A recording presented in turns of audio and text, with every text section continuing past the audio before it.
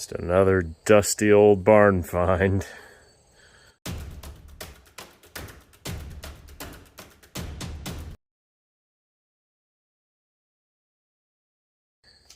Dad and I came to the storage today to retrieve the old 36 Chevrolet. This car's one I've had for a while. Pulled it out of a barn. Guy had it since the 60s. It's really well preserved overall. Just dirty from sitting. Had a opportunity for it to be displayed in a new car museum that's opening here in Kansas.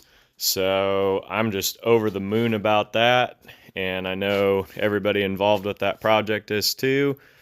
Submitted the pictures and the information of the car to them, and they have approved it. So that means stepping into a good bit of work for me here, which is just fine.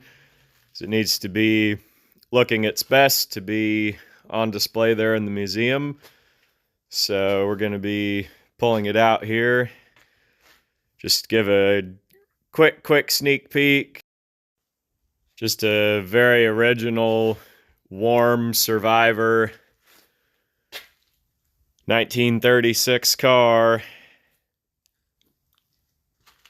All the old mohair, even the headliner, amazingly hasn't been all critter infested like we usually find them.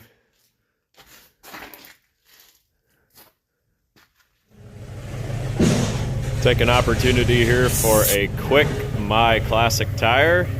This is the Montgomery Ward's Riverside. Riverside was the house brand of Montgomery Ward for their everything, tools, parts, you name it. They even sold rebadged motorcycles. I think Italian, French, Japanese. Cool company.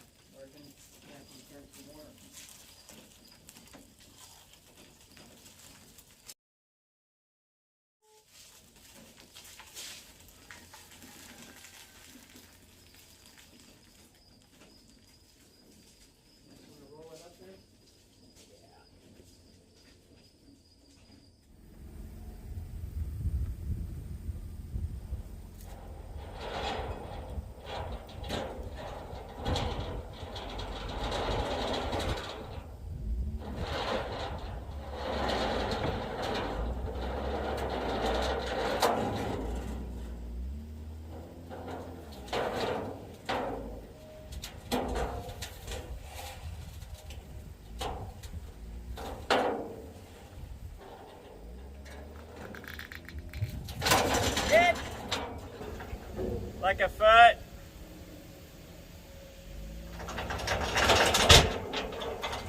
Little more.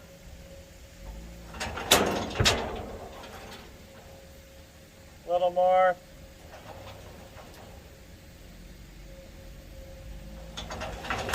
That probably work.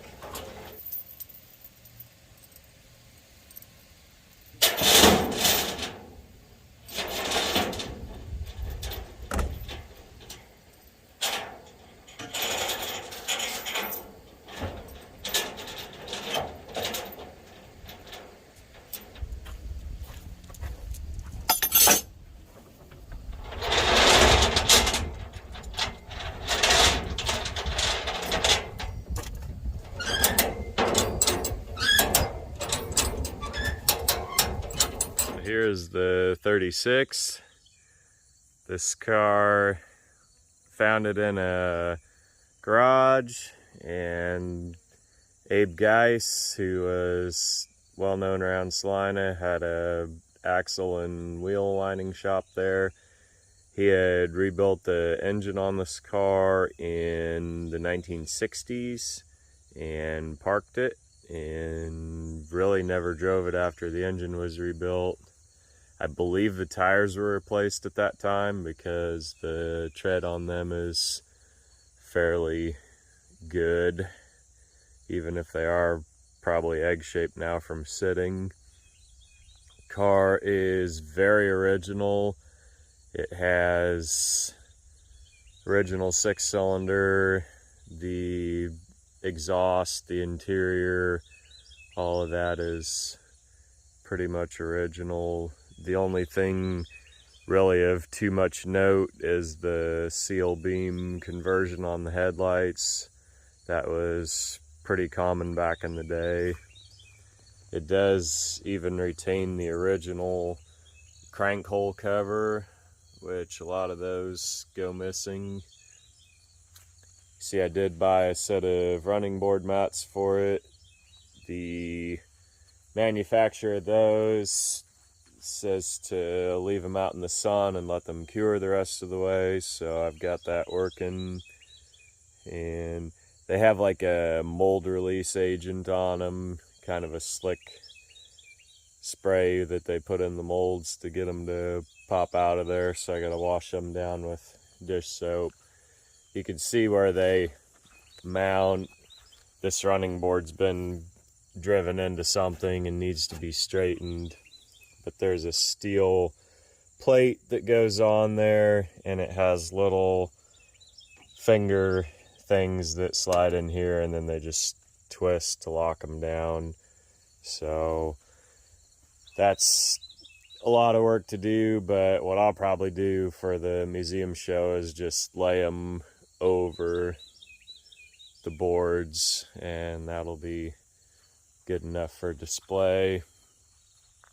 Trunk lid hinges were broken, so I've got the deck lid inside there, and already ordered a set of used hinges and reproduction pads, also from I&I. Recommend I&I reproductions there in California. They had the stuff in stock and it shipped fast, and that's gonna be a ongoing thing here coming up. You're gonna have parts shortages, but luckily not for me in this case. See, there's like a shelf down here where the spare tire goes.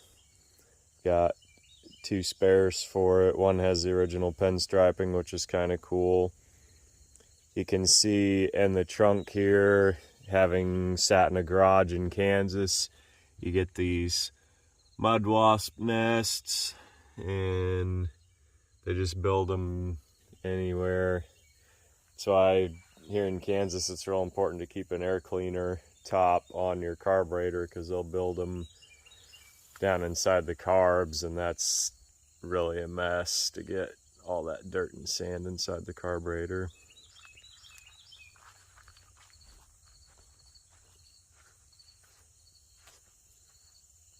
Coming around this side, you can see just pretty original car.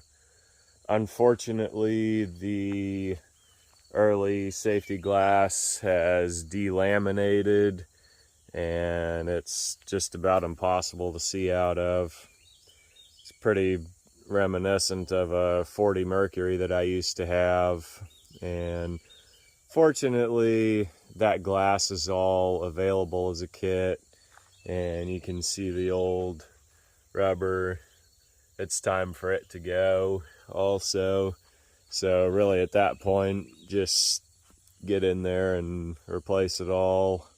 This car is the 36 standard, which means that it has a odd little 5-lug bolt pattern that was only used maybe 3 or 4 years by Chevrolet, and I've never seen it shared by any other manufacturer.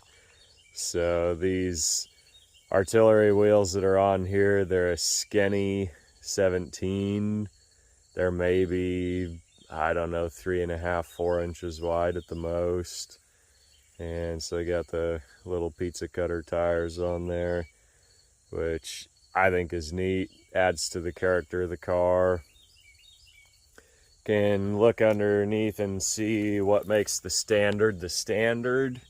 It's the straight axle there, And they honestly kept that around because some of the real traditional buyers wanted a really basic front suspension because you still didn't have a lot of paved roads in the rural areas, and so they wanted something that they could just work on and maintain the old way. The modern suspension at this time was the knee action, and it was these big hydraulic, I'm not sure if it's a French, but Dubonnet, maybe as close as I can get. And I think there was just kind of a mistrust of how that would be proven out in the rural settings. So the standard had the straight axle.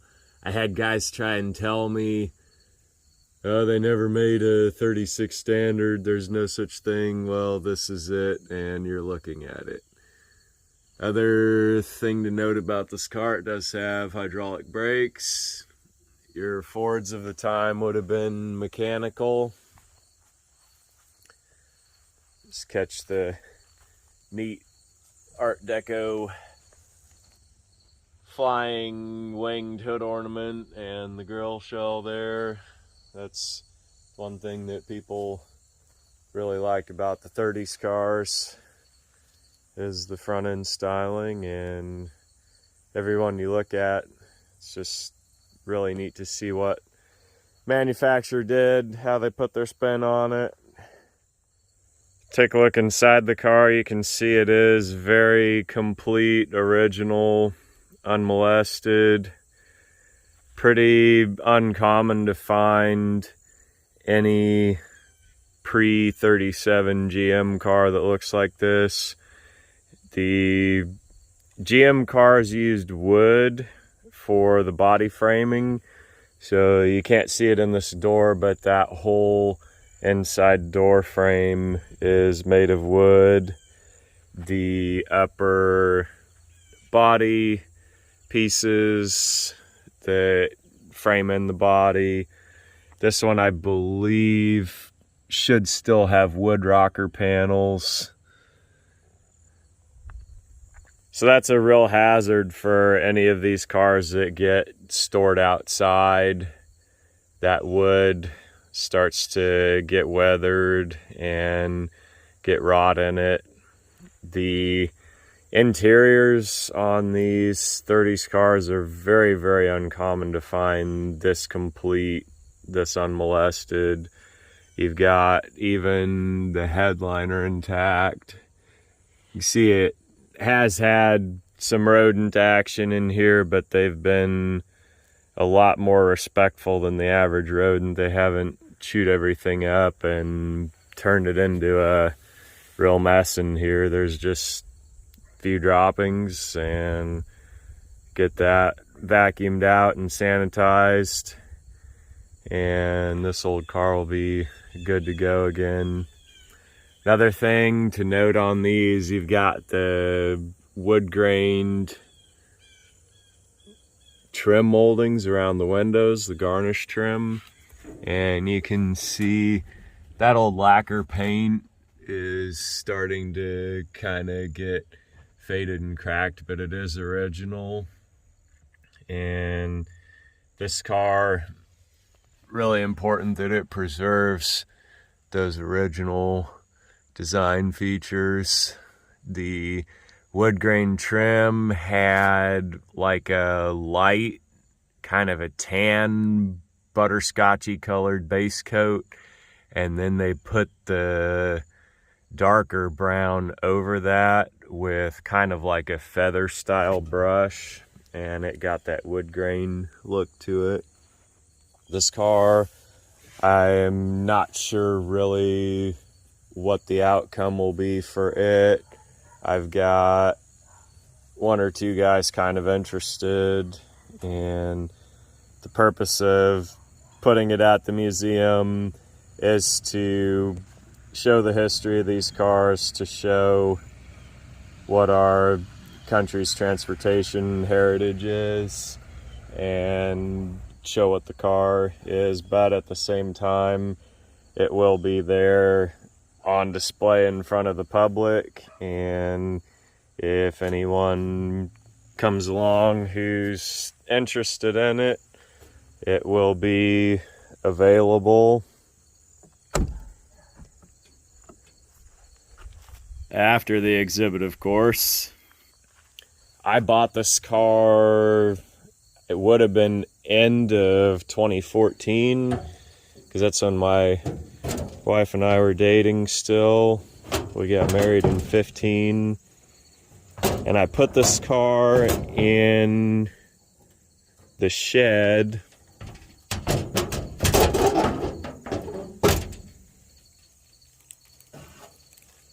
before I did that.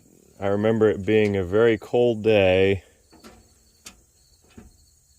and even though it was cold, it was still important to me to pull the spark plugs and oil down the cylinders, because I kind of had a hunch that even though that engine was stuck from sitting, which stuck is for tractor engines, seized is for car engines, so I'm told, I did get her soaking, and so this is kind of the moment of truth to see if that's of any consequence, I guess.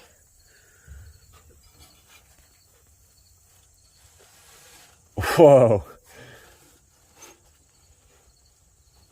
That crank pulley's actually turning when I flop the fan. It's actually loose. That is amazing.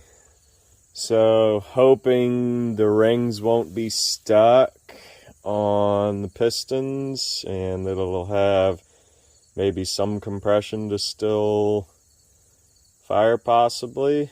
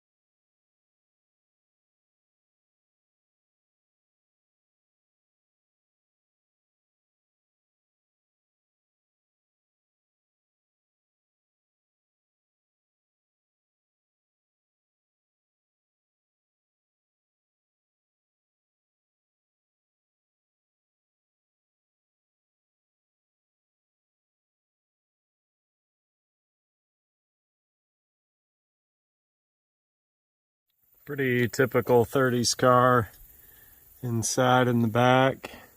Got the robe rail on the rear of the front seat. That was a little extra way to stay warm. The heaters that were in these weren't like super powerful blasts like we think of them today. Got the old oil can with the filler. It's yellow, so yep, Pennzoil. In the back here we got some aged paperwork. 72 Southeast Salina High School. Cool. In the glove box we got some oddities and items.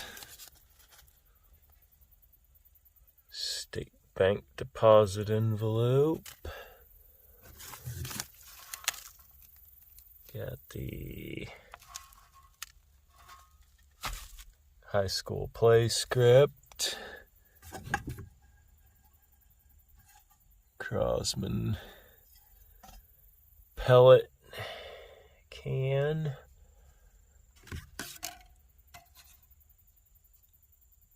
North Water Street's probably Wichita.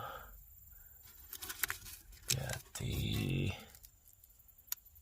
crumbling rose.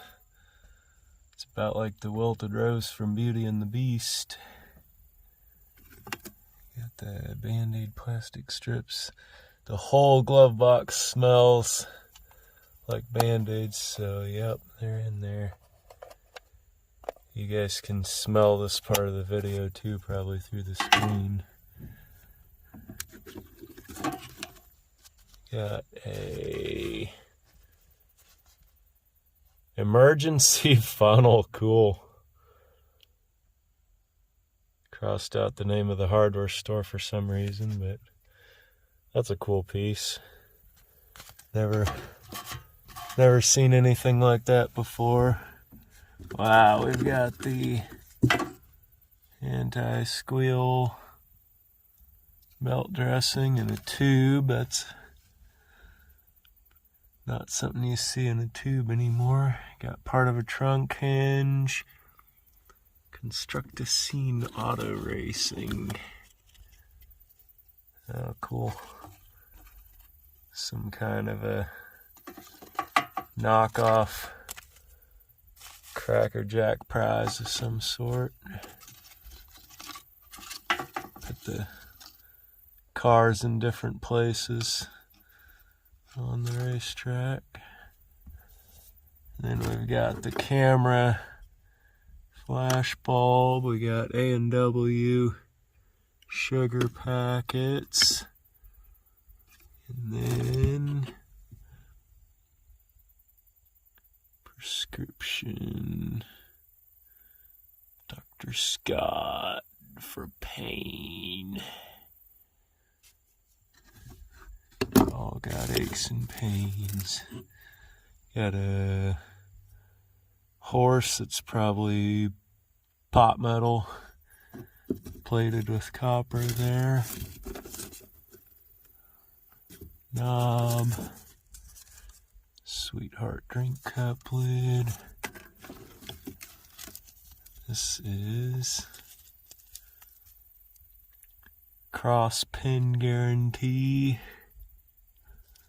Just cool old relics you find. Oh boy, Black Cat bottle rocket. So kind of arrange all of these items and relics back in their spot here. That kind of stuff is just neat relics and artifacts of their time. No classic darts or anything, but that's alright. See, it's got the radio delete plate. This does have a throttle cable. Get your heater underneath there. 3-speed floor shifted manual. Hand operated parking brake. It's a cool old car. The car had tons of old sand and dirt and road grime on the chassis and the wheels, so it was important to me to blast all that off. I didn't really want to power wash the outer body, especially around the doors and windows, just because I didn't trust the old weather seal, but definitely got a lot of grime and mud and junk knocked off the bottom for sure with the power washer. So after the wash, then it's on to cleaning and polishing the paint. It's coming along. Here we are unboxing the Presta Ultra Cutting Creme. They seal it in this bag in case of leaks. I did a temporary UPS route one time and had some laundry detergent that leaked. So the bag is important. So you can see it there. Presta is the brand. Ultra Cutting Creme is between like a polish and an actual rubbing compound. So it's kind of a hybrid, one step. Have a friend in Pennsylvania who's a detailer and recommended this to me. I was debating getting the quart or the gallon, but I figured as many old cars as there are out here, probably just as well get the gallon. Wasn't all that much more. You can see I've already gotten started here. Forgot to hit record, which that's fine.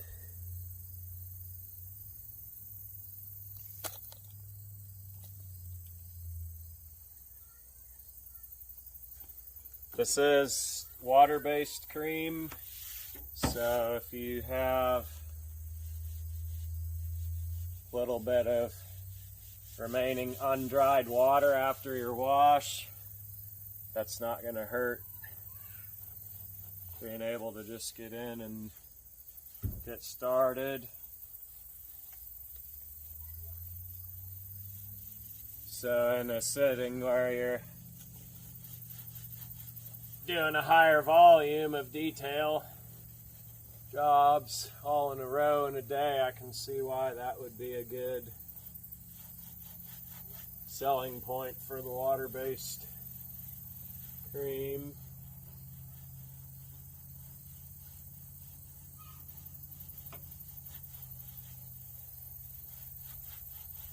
Although the bad part is, I don't know that it would really make water bead too much like wax. Probably need to do a protective wax coating over. You'll notice I'm using cloths instead of a buffer, and that's really mainly dictated just by the shape and configuration of the car. This car has a lot of irregular panels, and so it doesn't lend itself real well to just going across with a buffer like a slab-sided modern car would. Anything built in the last half a century or longer.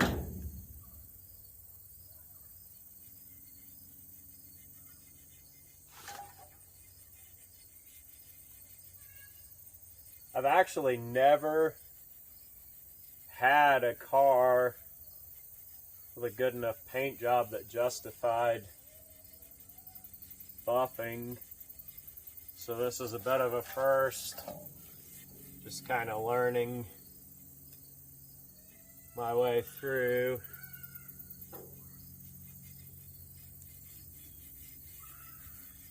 Some of you on the channel are probably saying it's about time. Always watch me drag in junky, mangy stuff.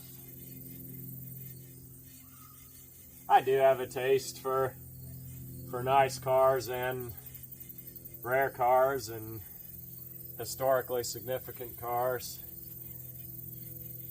Graduated from McPherson College with a degree in auto restoration, so I have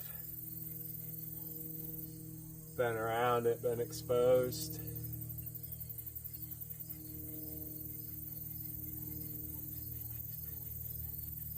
I'm thinking that there's probably sections of this car that have been repainted. There may be some sections original. And given the way that this car has been cared for, like it has, that's honestly not surprising that they would have treated it to some paint work.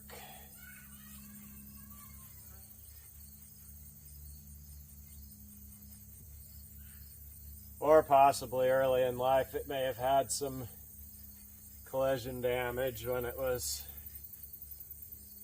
maybe new enough car to justify fixing up. I mean, I looked under it and around it while washing it, and I don't see like any major wrecks or repairs or anything. But I heard of a story one time. A guy had a Firebird in the 60s, and he had a dog jump on the hood and just put some surface scratches in it. Probably something we could have gotten out with products today. And he was so sick he repainted the whole car.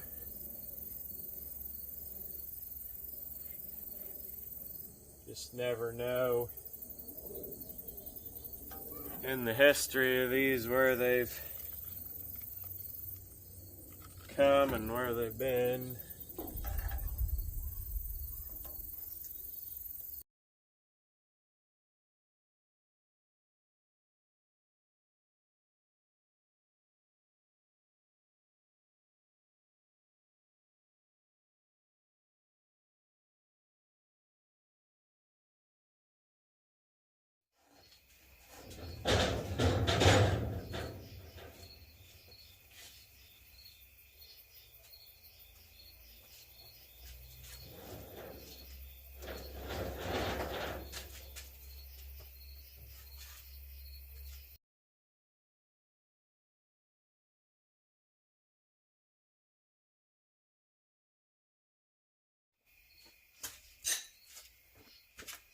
Finally get a chance to use Chuck's ramps.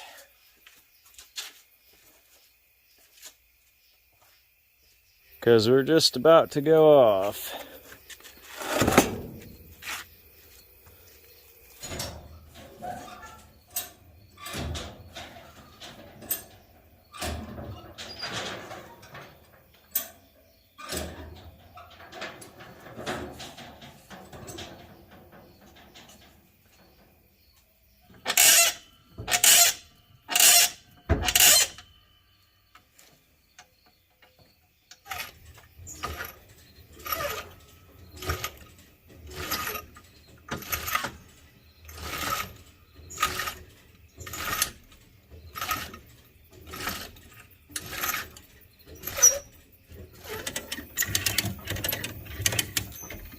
So there is a point in having junk cars sitting around the yard.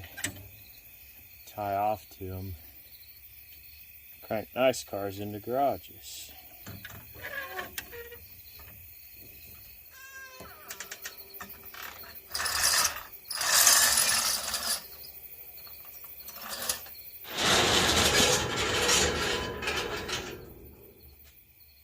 Drag an anchor. Now we will straighten her out.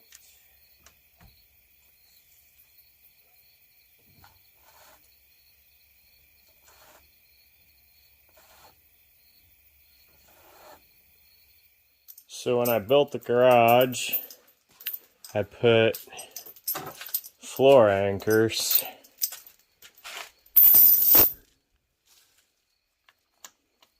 with chain for the purpose of pulling inoperable vehicles inside. So the 36 is the first car to come in the garage, and thus being inoperable, first car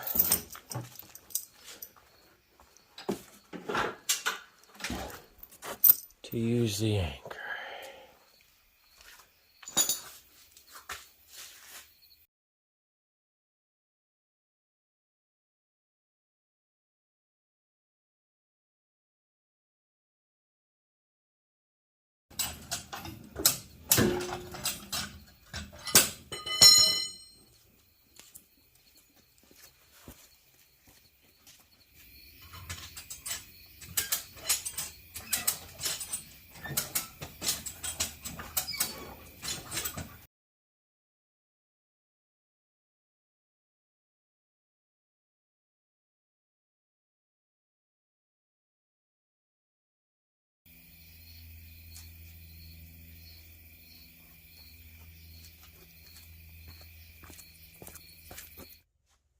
Fast forward. Move the car inside. And you can see I've done the passenger side here, all except for the wheels. And got pretty good gloss coming back on this paint, minus the dust that it's acquired here. I was able to work the dent out of the back fender. Got kind of a crease there, but got it back, at least sitting level again. Worked on the back here. I'm pretty sure when they had this car parked in the shed that it probably faced out, because you can see some areas there on the fender where that paints through. And then over on this side, that deck lid didn't get a lot of gloss to come back on it. Hinges were broken there.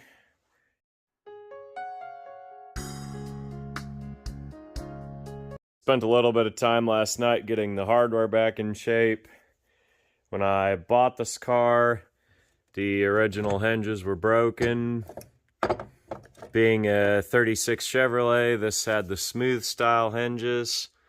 I did buy on eBay these two, I believe these are like Oldsmobile hinges. They line up the same, so they'll work for the car. I wish I'd paid $75 for the pair. Going rate's like $200, $250, so just gotta pay it.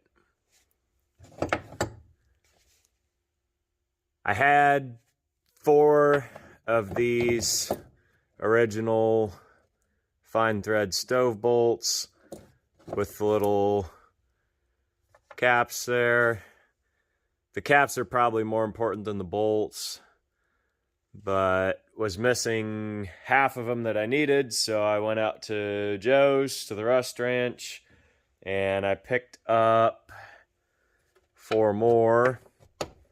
And unfortunately, one of those, you can see here, it had the original little bit of that hinge broken off inside of it. So here at the Busted Knuckle Garage, repair and despair under one roof, but mostly just despair. I kind of worked on this for a while. I actually took a hacksaw and I cut across that to put little dimples in there, and then in brutish caveman fashion took the hammer and punch and just beat that screw out. Not really the right way, but I figured don't really have a whole lot to lose. This screw was in pretty bad shape, but I was able to get the thread die over it and recut the threads. Pounding on it, I had pounded the slot shut, so I cut that back open with the hacksaw. Not something I'm really proud of, but time it took me to do that was less time than it would have taken to drive to the hardware store and get another bolt. I did take a brief look in my parts department here, and they were pretty much all coarse thread with hex heads, so nothing really going to work out of that. So little bit of work to save a bolt, which I did. I did get these reproduction rubber pads. These came from I&I, where I got the running board mats from. I think they're pretty good quality reproductions, but you can see the obvious deviation is that the way they made them, there's one piece when in reality you have your trunk side and you have your body side. So I'll have to lay these out, measure them, cut them. Probably what I'll do is I'll cut the holes first and I'll screw them down to the hinges, and then I'll lay that hinge and just cut right along there with the razor blade. That'll get the lid back on. Another quick view up the passenger side here. Little bit of a before and after.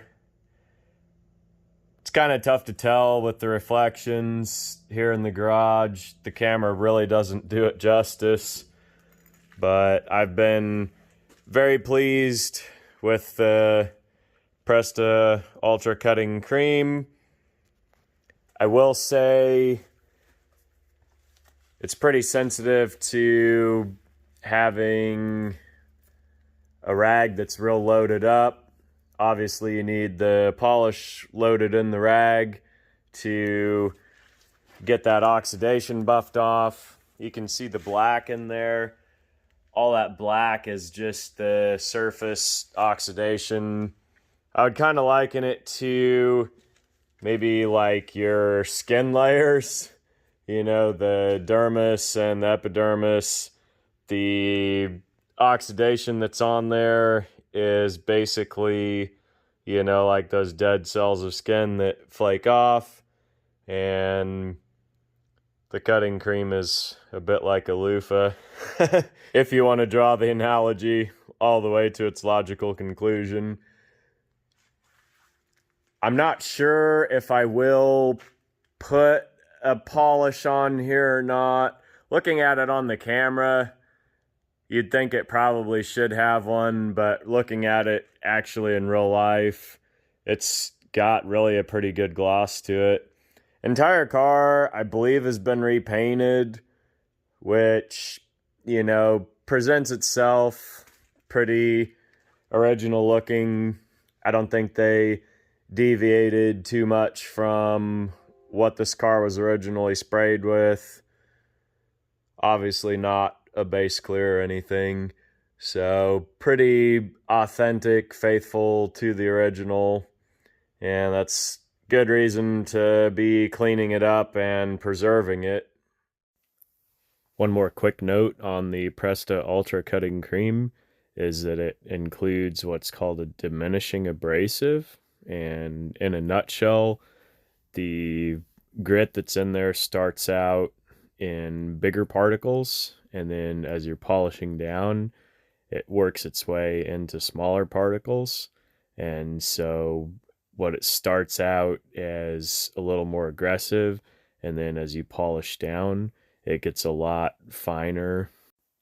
To me, that's just another reason for investing in a better quality compound like this. This is just a purely anecdotal testimonial based on my own experience. Haven't been sponsored by this particular product at all. Just something that I bought, and I figured others on YouTube might be looking for something to try to bring back an old dead finish, and just presented my results with a definite old dead finish.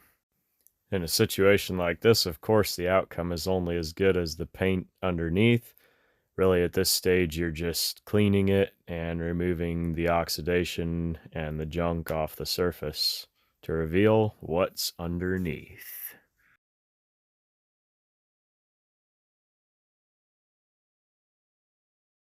All right. Well, do you want to tell everybody on YouTube a little bit about the garage and about the exhibit? Since I've put you on the spot. Sure. Brand new automotive museum here in downtown Salina. Got about 43,000 square feet. Your car is part of our first exhibit, Horses to Horsepower. So we're featuring everything that's pre-war. All right. We've got several cars in here. early 1900s. We've got everything from 1886 as he comes down. Yeah. 1886, 1903, 1908, up to 41 is our latest with this Ford right over here. And then behind you, we'll have a turntable over here. And we'll have a couple of cars down there that'll be kind of our feature cars for this exhibit. So 18-foot turntable down there in the middle, another car down here to the right, and then two more over to the left. And then I guess if we want, we can take a walk. But the other half of the museum features more of the custom side of things. So, all kind of the chop top 50s Mercs and Fords and Cadillacs, that kind of stuff. This building's come a long way since this summer. Yeah, a little over 100 years old for the majority of the building. We're pretty close. All right, well, we'll take a sneak peek at the customs, and then I know you're a busy guy with setups, so. We do have over here our standard stations. Yeah. We have a local family that had the first standard station in Kansas, so Okay. they kind of pay homage to that. This is their recreation of it. So over here we've got an 1800s carriage. So that horses to horsepower, that's the horses. Oh yeah, borrowed the patent motor wagon from the college. That runs on heptane, is that what I remember? Yeah. This is our lobby. We'll have two cars in here on either side. That'll be our feature cars. Over here we've got our concessions area with an 8-tap beer system, as well as all kind of self-serve snacks and everything like that. Got a training center over there that we can use for all kinds of events. In here will be our gift shop area, as well as a mural on this wall. And then we move in here to the customs, first of their two buildings. So we've got a couple in here so far. We've also got a library and lounge over there. Had a donor donate a little over $100,000 worth of his library collection. And then Wow. into here, the final bit of the customs. We've got about half of them in here so far. All right. So, yeah.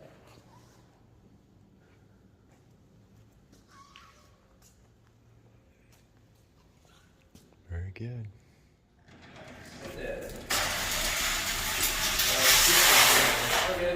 Okay.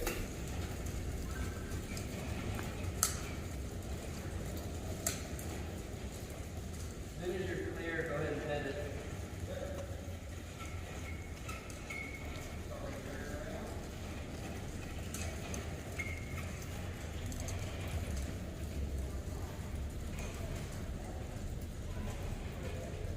We're good on my side. How are we on that one?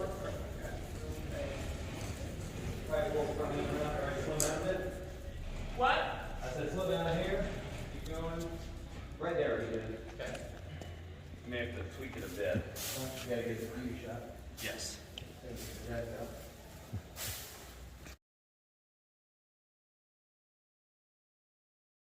Would you try and save that glass? Oh, I don't know that there'd be much point.